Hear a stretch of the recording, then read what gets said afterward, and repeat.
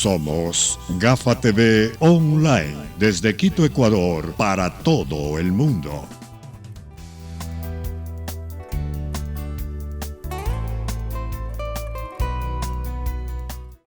Amigos de Gafa TV Ecuador, tengan ustedes muy buenas tardes. Gracias por esperarnos.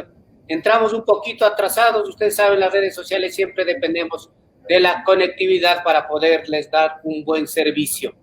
Gracias por estar siempre pendientes de Gafa TV Ecuador. Estamos en Facebook Live, por supuesto. Nos pueden seguir en YouTube, en Instagram, en Twitter y en nuestro canal online Gafa TV Ecuador.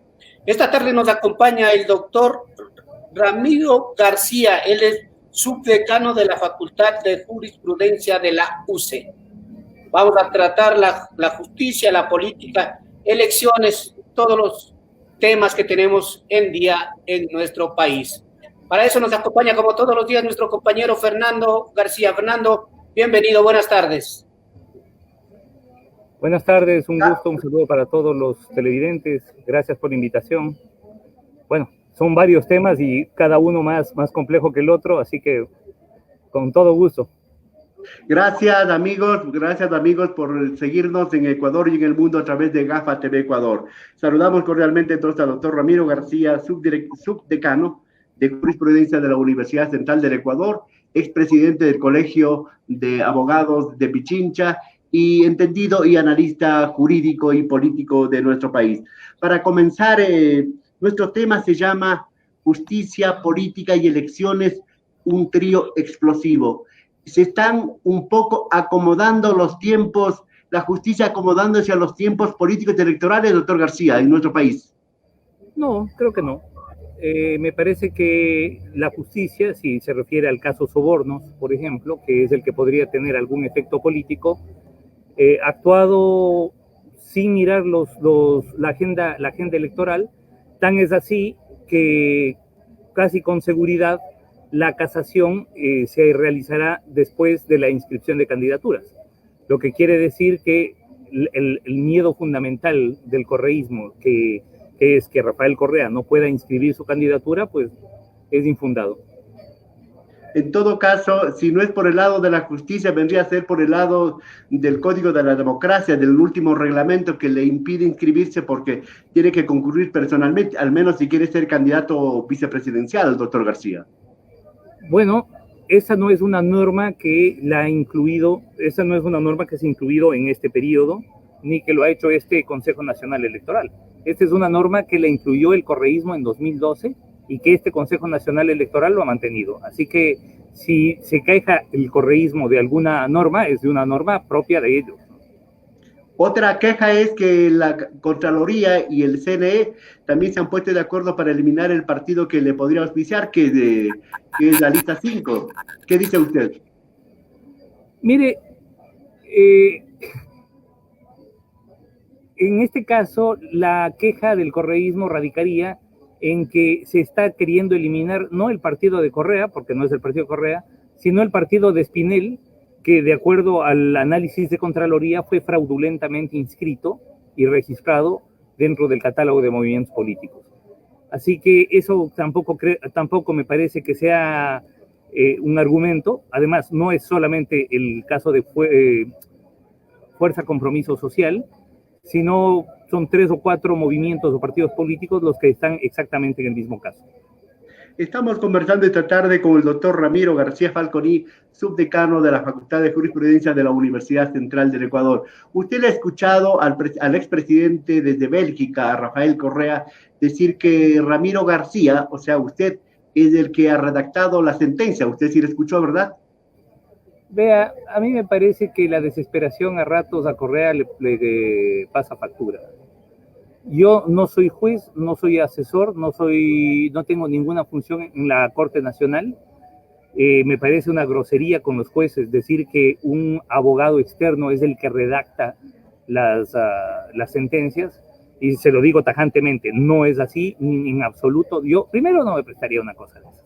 En segundo lugar, estamos hablando de jueces de Corte Nacional. Lo que está diciendo este señor es que jueces de Corte Nacional que vienen actuando años como jueces de Corte Nacional no pueden redactar una sentencia en un caso más, porque el caso Sobornos es un si bien la connotación es enorme y es la primera vez en la historia del país que se procesa al alto mando de un gobierno, no es un caso más en lo jurídico. Entonces, pensar que los jueces necesitan la asistencia de un abogado externo, pues me parece el colmo. Con un adicional, yo soy abogado de uno de los procesados y es más, mi defendido acaba de ser condenado. Si fuera así, no voy a condenar yo a mi propio defendido. Así es, en todo caso sería hacer un poco recuentos y memoria del Chucky Seven, ¿verdad? Sí, por supuesto. Ahí lo que le juega en contra a Correa es su propia conciencia. Él sabe cómo hicieron la sentencia del diario El Universo, en donde ahí sí hay la evidencia de que metieron un pendrive y que el juez estaba sentado imprimiendo la sentencia, que luego la firmó. Eso sí fue una injerencia externa en un caso que además era de personal interés del presidente, porque él era el querellante en contra en contra de los directivos del diario El Universo. Así que creo que aquí son sus propios fantasmas los que persiguen al expresidente. Ramiro García no ha escrito, no ha redactado la sentencia que se determinó en primera instancia en abril contra Correa y otros implicados. Volviendo al caso Sobornos 2012-2016, usted dice que la sentencia quedará ejecutoriada después de la inscripción, es decir, después de septiembre. ¿En qué se basa? ¿Cómo están los tiempos, abogado? Mire, recién antes de ayer, el día lunes, acaban de anunciar oralmente la sentencia, la decisión de apelación. Después de esto tendrán que notificar por escrito esta decisión. A partir de ahí correrán los plazos para los recursos horizontales, ampliación, aclaración, y luego para el recurso de casación, que además es un recurso de casación que tiene 20 días para ser presentado. Con todo y esto, evidentemente los plazos van a superar el 18 de septiembre, que es cuando tendrían que inscribir las candidaturas. Así que yo creo que la sentencia de casación difícilmente se va a poder realizar antes de ese plazo, y creo que como van los tiempos, no va a haber sentencia ejecutoriada, sea condenatoria o de inocencia, hasta esa fecha. Sí, porque el 18 de septiembre el Consejo Nacional Electoral convocará a elecciones generales y ahí se abre el periodo de inscripción de candidatos. Entonces, viendo así en tiempos, Correa puede inscribirse para ser asambleísta por Europa y tener una inmunidad. Bueno, a ver, primero, el que se inscriba como asambleísta no le genera una inmunidad per se. Eso es lo primero que hay que entender. Ojo, cuidado, se equivocan. La inmunidad legislativa es para actos cometidos dentro del ejercicio de la legislatura, no para actos previos, ni para actos diferentes a la legislatura. Punto 1. Punto 2. Si él quiere inscribirse como asambleísta por alguna de las circunscripciones, va a tener que acudir personalmente. Si es que lo va a hacer por migrantes, va a tener que acudir a territorio nacional, es decir, a una embajada o consulado, donde puede ser aprehendido porque hay 2 órdenes de prisión en su contra, una por secuestro y por soborno. Así que yo de él la pensaría bien. O sea, en territorio, porque según la ley, los consulados, los barcos, los aviones son territorio nacional. ¿Quién le apresaría? ¿Quién le apresaría, doctor García, a Correa? Hipotéticamente estamos hablando. Podrían estar 3 policías, apresarle ahí y pedir autorización al país para traerlo acá al Ecuador. En todo caso, diremos que Correa está este ratito negado a ser candidato porque la justicia está pesando sobre él. Vayamos a otro caso. A ver, estamos hablando, o sea, imagínense, estamos discutiendo si una persona llamada a juicio por secuestro y condenada por cohecho, por sobornos, puede o no puede ser candidato. O sea, yo creo que en un país medianamente racional esto sería hasta vergonzoso discutir. Bueno, pero estamos en el Ecuador y todavía aquí discutimos si un condenado por cohecho en 2 sentencias y llamado a juicio por secuestro todavía puede o no puede presentarse a una legislatura. A mí me parecería vergonzoso que tengamos ese nivel de candidatos. Sí, en todo caso, ese capítulo dejaríamos un poco cerrado para que la justicia se encargue plenamente del caso del señor Correa y de otros. Pero hay otro interés de la gente. No solamente se quiere que sean aprehendidos, sean apresados, sean sentenciados, sino el asunto de la recuperación de los dineros. ¿Cómo va ese camino? Bueno, hemos visto que ha habido una recuperación al menos parcial de parte de los dineros. En el caso del tío del señor Glass y del tío del señor Glass, hemos visto que una de las empresas que habría recibido dineros de ellos, inclusive entiendo que devolvió o firmó un compromiso de devolución por algo como 13 millones de dólares. Así que ese es un caso de recuperación. En el caso soborno se ha establecido también una suma importante, pero claro, son sumas que no tienen, y en eso comparto la desazón de la ciudadanía, son sumas que no tienen nada que ver con los miles de millones que se manejaron a nivel de contratación pública en el correísmo, y en donde evidentemente todo contrato generó un porcentaje de sobornos importante. Así que sí, hay un adicional. La sofisticación de los mecanismos financieros internacionales hace muy difícil el rastreo de los fondos corruptos. O sea, vea usted, por ejemplo, los Estados Unidos, con todos los mecanismos de investigación que tienen, no ha podido ubicarle un solo dólar al Chapo Guzmán. Uno solo. Y estamos hablando del narcotraficante más importante del mundo, el que movía mayor cantidad de droga a nivel mundial.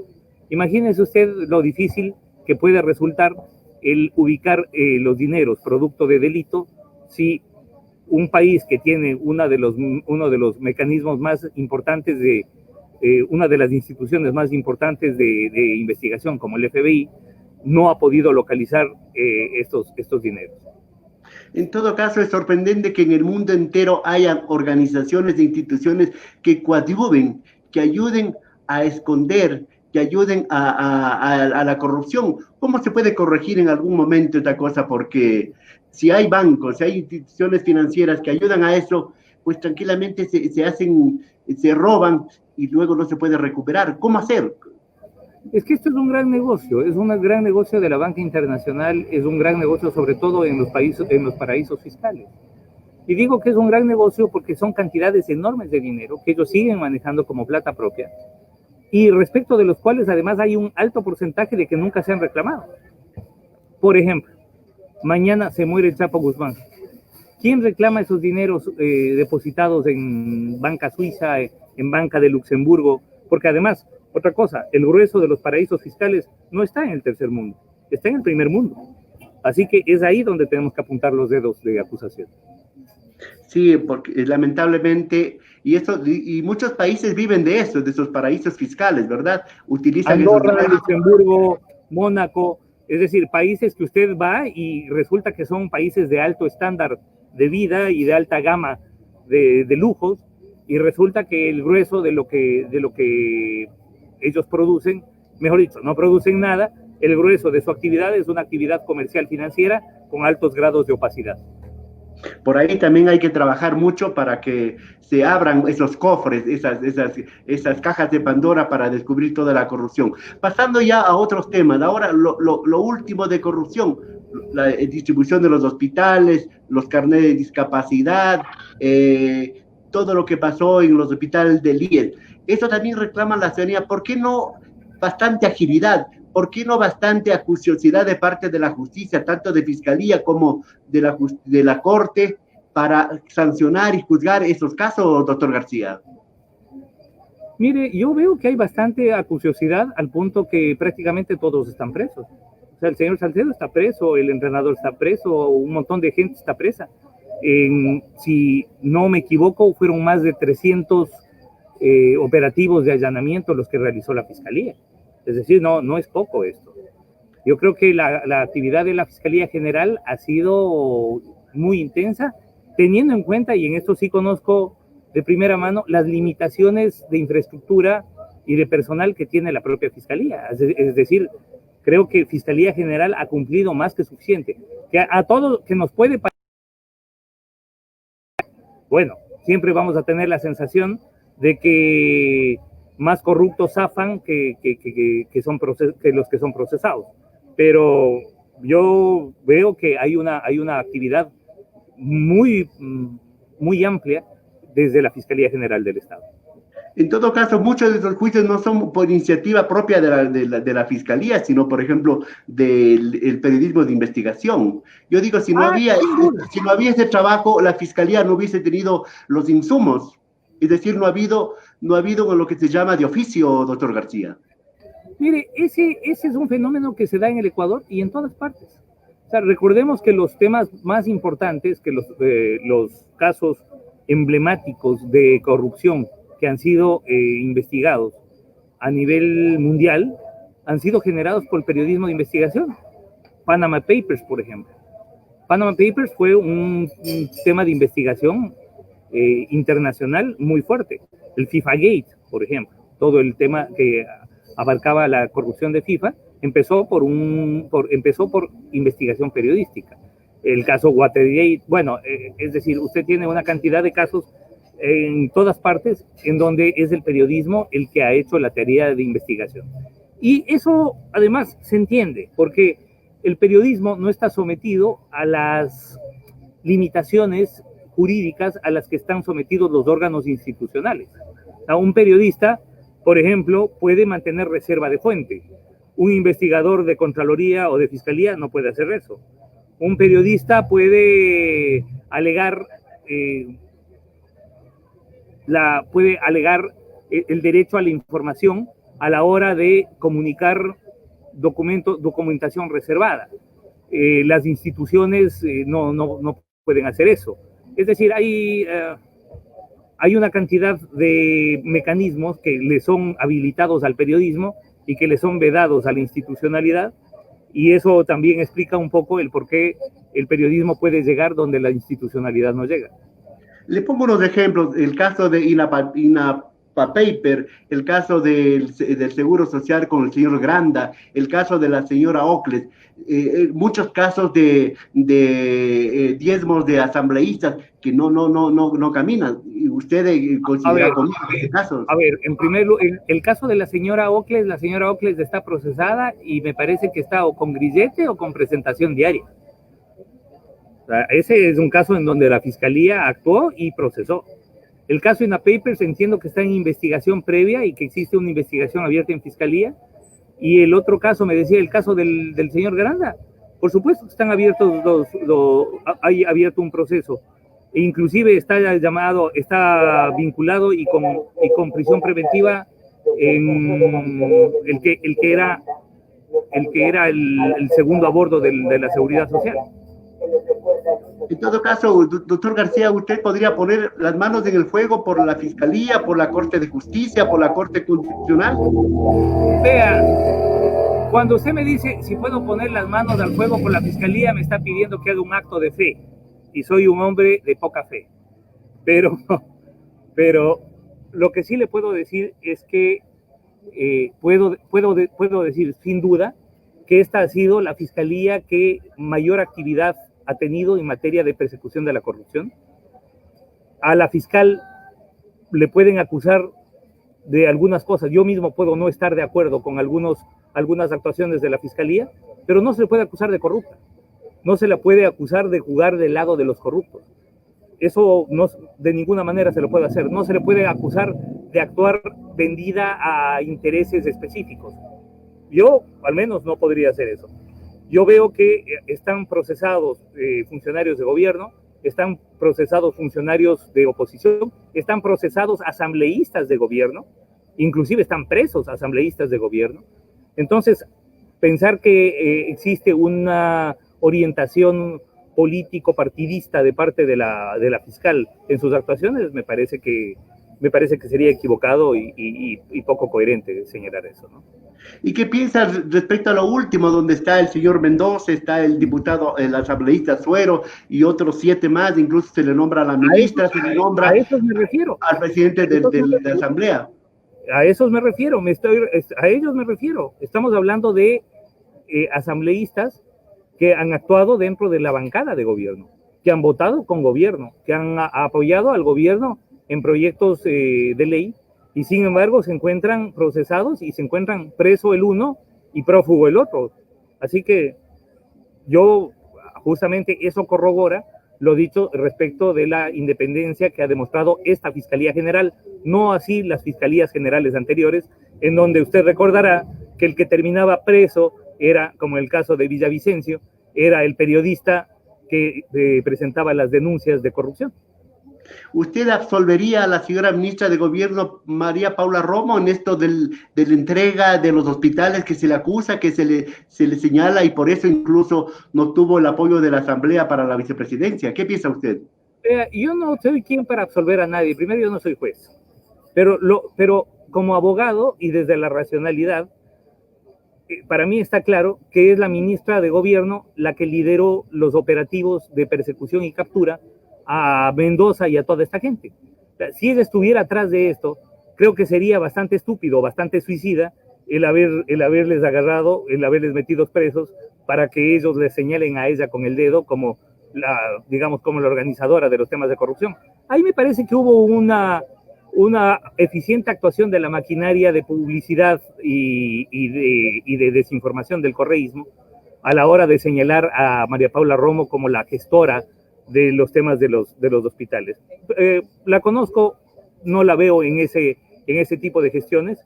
Como ministra de Gobierno, por supuesto, tiene que hacer gestión política para conseguir una mayoría legislativa en un país en donde esas mayorías legislativas terminan siendo móviles, pero pensar en ella como la gestora de la corrupción me parece ilógico. E insisto, si así fuera, ¿cómo me explican que sea ella la que persigue y captura a todas estas personas? Ahí está lo raro, dirían otras personas. En todo caso, ella se salvó de un juicio político en la Asamblea. También me imagino que hubo gestiones para salvar a la presidenta del CNE. Y esa también es gestión y lobby del Ministerio de Gobierno, ¿eh? Vea, pensar que lo del CNE responde a un lobby del Ministerio de Gobierno, o sea, usted seguramente debe tener datos que yo no tengo. O sea, yo no veo de dónde hilar lo uno con lo otro. En todo caso, seguimos conversando esta tarde con el doctor Ramiro García, subdecano de la Facultad de Jurisprudencia de la Universidad Central del Ecuador. Le agradecemos porque usted hizo un alto en su viaje para atender este diálogo que estaba previsto. También hay otra inquietud. Los medios en alguna medida no se han vuelto un poco como fiscales, como tribunales, y un poco los periodistas como jueces. Que hay voces que así lo señalan. ¿Qué dice usted? Bueno, ¿cuándo no han sido? Pero dígame usted, ¿cuándo, en qué época republicana? Y no estoy hablando de ahora, estoy hablando de hace 2 siglos, cuando los medios no han hecho juicios paralelos de los juicios que están realizándose en la justicia. ¿O usted no recuerda la cobertura que, por ejemplo, tuvo el proceso contra Febres Cordero por el tema de Ram Gassit? ¿O usted no se acuerda en la cobertura mediática que tuvo el proceso penal en contra del expresidente Fabián Alarcón por el tema de los pipones del Congreso? ¿O usted no se acuerda de la cobertura enorme que tuvieron los casos de la mochila escolar y de gastos reservados en el tema de Bucaram? ¿Se acuerda usted también el rol de los medios en el procesamiento a Dajic por el tema de gastos reservados? En todos estos casos, los medios de comunicación han sido muy acuciosos, por decirlo de alguna manera, a la hora de analizar y de realizar juicios paralelos. Y sí, esto por un lado afecta a la independencia judicial, ¿de acuerdo? Pero por otro lado transparenta también la actividad judicial. Es decir, ya es hora de exigir a los jueces a que ellos actúen independientemente de las presiones sociales. Obviamente. En todo caso, doctor García, los medios tampoco son independientes 100% como se pueden decir. Tienen sus propios intereses, responden a ciertos intereses, ¿no? Le pregunto, ¿ustedes responden a algún interés? Bueno, este no es de una empresa, no es de una empresa mediática, ¿no es cierto? Lo que pasa es que lo mismo podríamos decir de todas las estructuras mediáticas. Una de los temas interesantes de la incorporación de las nuevas tecnologías digitales a la actividad del periodismo ha sido la democratización y ampliación de la actividad periodística. Ahora, antes, para ser periodista, como usted dice, había que tener una empresa mediática, había que tener la plata para comprarse la mega imprenta para ponerse un periódico, o había que tener la plata para comprarse las cámaras de televisión, o por lo menos los equipos de audio para ponerse una radio. Ahora, usted con muy poco o nada puede tener un medio de comunicación digital y a partir de ahí generar opinión. Y es más, vea usted que el grueso de los casos de corrupción han sido denunciados no por los medios tradicionales, sino por los medios digitales. Han sido Mil Hojas, ha sido Plan B, ha sido Primicias, ha sido periodismo de investigación, el de Fernando Villavicencio, los que han hecho las denuncias. Entonces, eso quiere decir que la actividad periodística de investigación y, por supuesto, la de opinión, está migrando de una plataforma a otra. Yo mismo he sido durante más de 10 años el columnista de Diario El Universo, y ahora he decidido migrar mi columna y ahora soy columnista de Plan B, que es un medio digital. Así que yo creo que, y es más, yo le puedo decir que mi columna pues jamás ha sido ni cobrada ni pagada, y continúo diciendo pues lo que yo pienso, equivocado o acertado, sin deberme a ningún interés de nada, que creo que es el caso de ustedes también. Entonces, pensar en que los medios, primero, a ver, eso por un lado, viniendo de un periodista, me parece como que escupir al cielo, ¿no? Cuando hablamos de los medios, estamos hablando de su medio, de los otros medios, de los grandes, de los chiquitos y de todos. Que habrá medios que puedan estar ligados a intereses específicos de un sector o de otro, es posible. Pero yo, la verdad, confío muchísimo en los medios, hablando en general, y confío muchísimo en la actividad que han realizado los medios, porque, mire usted, si no hubiera sido por ustedes, por los periodistas, si no hubiera sido por el periodismo de investigación, nada de lo que estamos viendo se habría sabido. Y es por eso que el correísmo atacó tan fuerte a los medios, y por eso se trató de homogeneizar y uniformar la información alrededor de aquello que ellos consideraban como la verdad. O sea, acuérdese usted la persecución, todos los años de persecución que se generaron a partir de la ley de comunicación y la creación de ese ente inquisitorial en que se convirtió la Superintendencia de Información y Comunicación. Doctor García, gracias por su tiempo. Seguimos conversando ya la parte final de este diálogo. Ahora mismo está en vigencia el concurso para renovar algunos jueces de la Corte Nacional de Justicia. ¿Qué tipo de perspectiva tiene usted, o sea, como abogado, como subdecano de jurisprudencia y como persona que hace opinión pública? Esto servirá para mejorar la justicia, porque muchas de esas vacantes que quedaron porque algunos casos de corrupción y otro tipo de situaciones. Bueno, si vamos a reemplazar a jueces que han tenido problemas de corrupción por jueces que no vienen con esos problemas, eso ya es una ganancia. Si vamos a reemplazar a jueces temporales encargados por jueces definitivos, eso ya es otra ganancia. ¿Qué es lo que yo espero? Espero lo que todos los abogados y todos los ciudadanos de este país esperan, que es concursos transparentes, concursos claros, en donde sean los mejores los que ganen y no los afectos al poder. Así que eso es lo que yo espero. Espero tener una justicia a nivel de Corte Nacional que sea mucho mejor que la que hemos tenido hasta ahora. Espero una Corte Nacional de buen nivel, como siguiendo un poco el modelo de la Corte Constitucional que tenemos, que sin duda, con todos los peros que podamos verle y con los reparos que podamos tener a una u otra decisión de la Corte Constitucional, sin duda es la mejor que hemos tenido hasta ahora. ¿Por qué no podemos decir lo mismo de la Corte Nacional que viene? Entonces, yo aspiro que ese modelo de selección sea asumido por quienes integren las nuevas comisiones para seleccionar jueces de corte. Usted decía en una pregunta anterior respecto cuando los medios de comunicación no han ejercido presión históricamente en este país. Y yo recuerdo como comunicador, como periodista, pues que siempre se habló que la justicia estuvo controlada. Yo me acuerdo, por ejemplo, de Febres Cordero, luego de Correa, ahora no sé quién controla, y siempre está latente, viene el próximo gobierno y suele darse, porque esa es nuestra política, el asunto de la revancha. ¿Hay miedo de la revancha?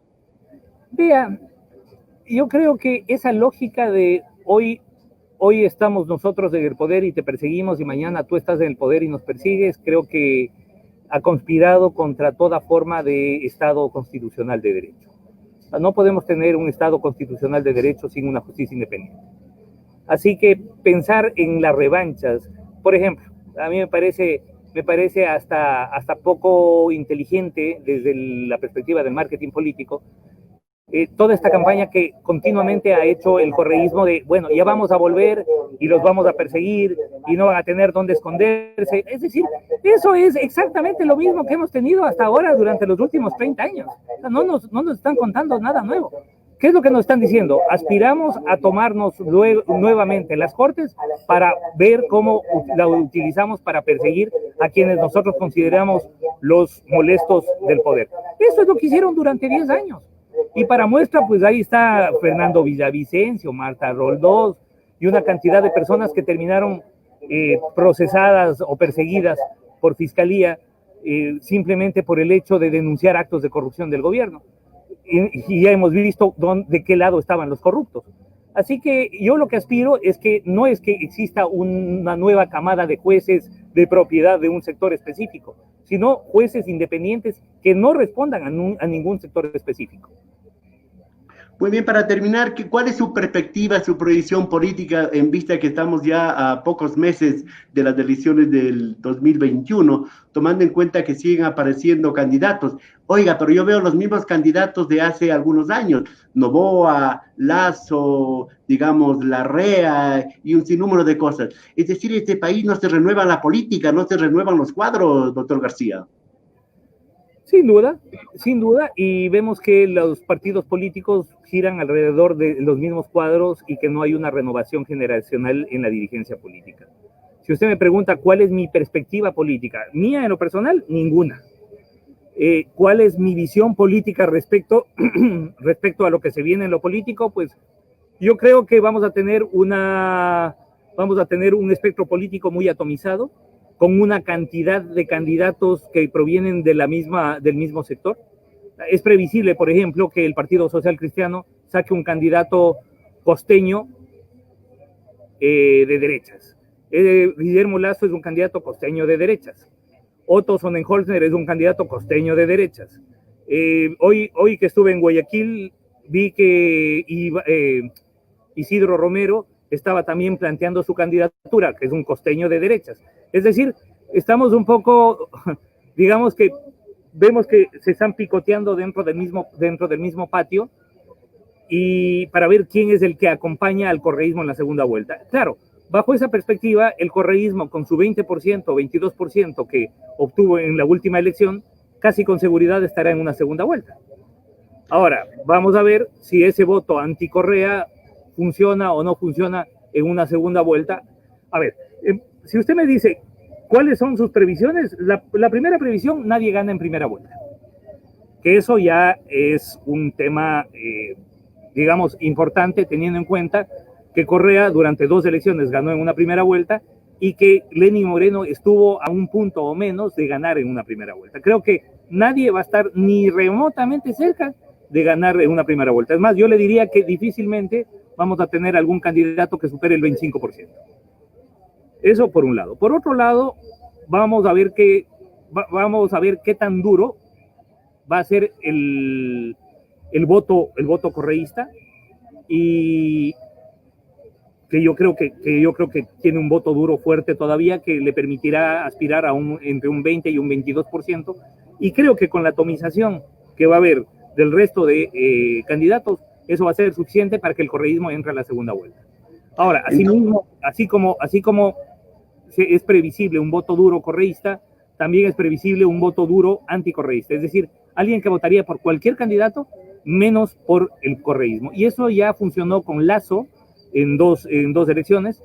El 50%, el 40 y pico por ciento, 49% que sacó Lasso la última elección, no era un 49% de Lasso, era un 49% anticorreísta. Vamos a ver cuánto de ese porcentaje mantiene Lasso en esta campaña.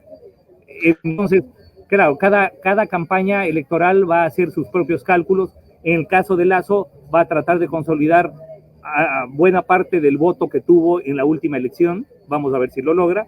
En el caso del Partido Social Cristiano, va a tratar de trasladar al voto nacional la votación regional y local que ha obtenido en algunas plazas importantes como Guayaquil, y bueno, vamos a ver si lo logra. En otros casos, en el caso de Sonnenholzner, si es que se lanza, va a tratar de capitalizar esa imagen de outsider, de justamente lo que usted decía, de renovación y de un tipo fresco en la política. Y vamos a ver también de los otros sectores qué es lo que pasa. Vamos a ver si el sector indígena puede lanzar a alguien. A mí me parece, Yacu Pérez me parece un tipo interesante, que podría tener alguna opción interesante. Leonidas Issa de la misma forma. Me parece de mucha expectativa ver qué es lo que va a hacer Fernando Villavicencio respecto de su futuro político. ¿Será que se lanza o no? Porque además en este momento el tema corrupción como que resulta que se convirtió en el tema fundamental de debate, y en eso Fernando Villavicencio ha tenido un rol protagónico sin lugar a dudas, más que nadie. Así que todavía queda bastante por verse, y en lo cerca que estamos de la inscripción de candidaturas, porque estamos hablando de menos de 2 meses, lo único claro es que no hay nada claro todavía. En todo caso, ojalá no sea el anticorreísmo y el correísmo programas de gobierno, sino realmente agendas de trabajo y de gobierno para solucionar los problemas del país, más aún tomando en cuenta la pospandemia. Doctor García, mucho gusto, muy amable por su tiempo y por permitirnos este diálogo directamente en alguna parte del país que está usted viajando ahora mismo. Muy amable, muchas gracias a ustedes. Sí, me encuentro en este momento en Manta. Estoy camino a Bahía de Caracas, que es donde actualmente tengo mi residencia. Ahora, con el teletrabajo, pues podemos hacer nuestras actividades desde donde quiera. Yo todos los días estoy dando mis clases sin ningún problema. Estoy haciendo audiencias telemáticas y estoy realizando todo el trabajo jurídico. Esta es parte de la nueva normalidad. Miren ustedes, por ejemplo, ustedes me están entrevistando, entiendo que desde Quito. Yo estoy desde Manta y podría estar en Quito al lado de ustedes, que la imagen y el sonido y la calidad de la entrevista va a ser la misma. Así que eso es lo que se nos viene. A los abogados también se nos viene todo un nuevo escenario con la incorporación de las nuevas tecnologías digitales. Ese es un tema interesante que ojalá podamos toparlo algún momento en alguna nueva entrevista, porque esto implica para un cambio. Ok, gracias. Solo les recomiendo no ir a la playa porque no está legalmente abierto, por favor. Buenas tardes.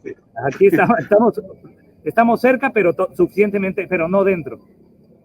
Correcto, muchas gracias porque el 911 le está siguiendo. Muchas gracias, señores y señores, muy amables. Hasta la próxima.